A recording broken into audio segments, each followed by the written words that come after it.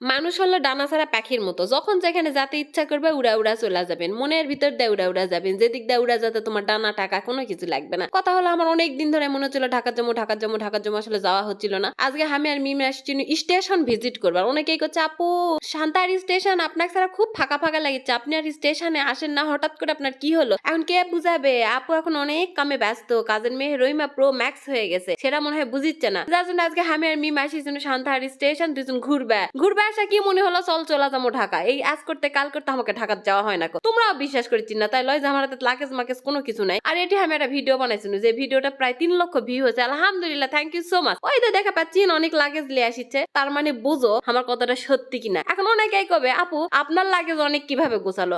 আমরা যেহেতু হঠাৎ হঠাৎ এটি সেটি চলে যায়, আমার এই ছোট্ট লাগেজের মধ্যে আমার ট্যুরের জিনিসপত্র সব থাকে, ওটা শুধুমাত্র এর থেকে ওটি যাওয়ার জন্য রেডি থাকে, অনেক লেয়ার চলে আসে। আমি যেটি যাবো আমি তো অত তাড়াতাড়ি করে রেডি হওয়া পাই না, ব্যবসা বাণিজ্য সবকিছু থাকে, তো আমার একটা প্যাকেজিং কে থাকে, যেটি মন চাই সেটি টুক করে বের হয়ে চলে যাওয়া পারি। এই এখন অনেকে দাঁড়া থেকে হিসাব নিকাশ বুঝা দিচ্ছি, ওর ফান্ডে কিছু টাকা ট্রান্সফার করে দিচ্ছি। আমার যেলা কাজের ফোন তাকে একটু জানান লাগবে, আমি না থাকলে তো সব বন্ধ হয়ে থাকবে, সেলা সবকিছু করনু এলা কৈফত জারি করতে করতে জিয়ের একদিক ঘেটা যায়। আর এদিকে সেদিনের ওই রিলস দেখা কিছু মানুষ করছে আপু বয়স তো কম হলো না, বয়ফ্রেন্ডের জন্য দাঁড়ায় আছে, এই বয়স আবার প্রেম, কে আপনার সাথে প্রেম করবে? এই সেই শোন, এল্লা যদি কথা তোলা যাস কে আমার সাথে প্রেম করবে, তাহলে দিনে 100টা প্রেম করে দেখা দেওয়া লাগবে, কারণ প্রেম করার কোনো যোগ্যতা লাগে না, এটা মানুষের খালি ইচ্ছা চেতনা, যেটা করার আমার মোটেও ইচ্ছা নাই। আর সাজগুজ করে ওই দেবী হয়ে থাকার মতো সময় আমার নাই, কারণ আমার বিজনেস আছে, আমার কাজকর্ম আছে। যাই হোক, ইতিমধ্যে আমার বয়ফ্রেন্ড যার জন্য অপেক্ষা করেছিল তাই চলে আসিছে। আর লাস্ট মোমেন্ট পুরাই ফিল্মি ঘটনা, আমার এত খিদা লাগিছে আমি সারাদিন কিছু খাইনি, অনেকে পাঠা দিছি খাবার আনার জন্য, আর এর মধ্যে ট্রেন চলে আসিছে।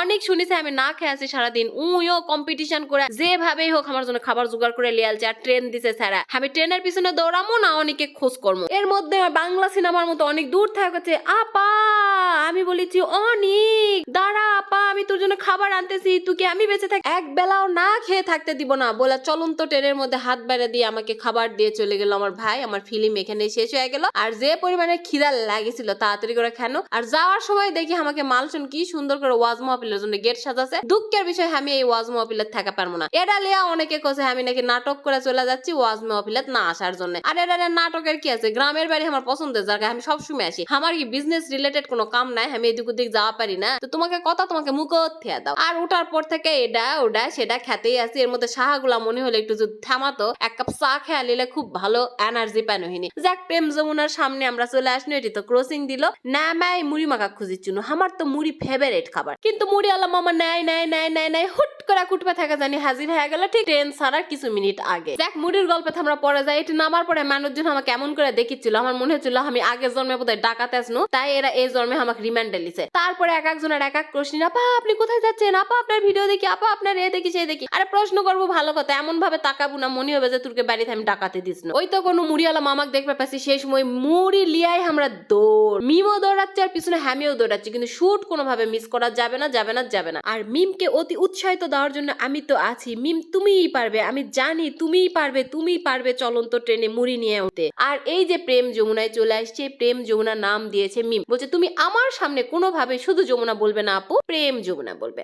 ওকে ঠিক আছে বেবি। খাওয়া একের পর এক চলো হইছে, না খেলেই তো প্রেশার ল, সারাদিন কিছু খাওয়া দাওয়া হয়নি, এর মধ্যে আবার ডিম নিনু, এর মধ্যে চিপস নিনু, এর মধ্যে ঝালমুড়ি খানো, এর মধ্যে কলা পিঠা, সারা রাস্তায় আলচিয়ারে 6 ঘন্টা ধরে খাসি খাসি খাসি খেতে খেতে খেতে খেতে খেতে খেতে আমরা বিমান বন্দর স্টেশনে চলে আসলাম। এখন কো তোমরা কি ভাবিছিলেন আমি সত্যি ঢাকা চলে আসবো নাকি ইয়ার কি হিসাবে লিখলেন, কমেন্টে কিন্তু জানাবেন। আর একটা কথা, ভয়েস শোনা তো বুঝাই পারিছি আমার ঠান্ডা লেগেছে, হঠাৎ করে ঢাকায় আসার প্ল্যান আর রাতের ট্রেনে আসি শুনু, সেদিন থেকে আমার ঠান্ডা লেগেছে বুঝাই পারিছি। এখন সবাই দোয়া করো আমি যেন ভালো থাকি। যাও, আল্লাহ হাফেজ।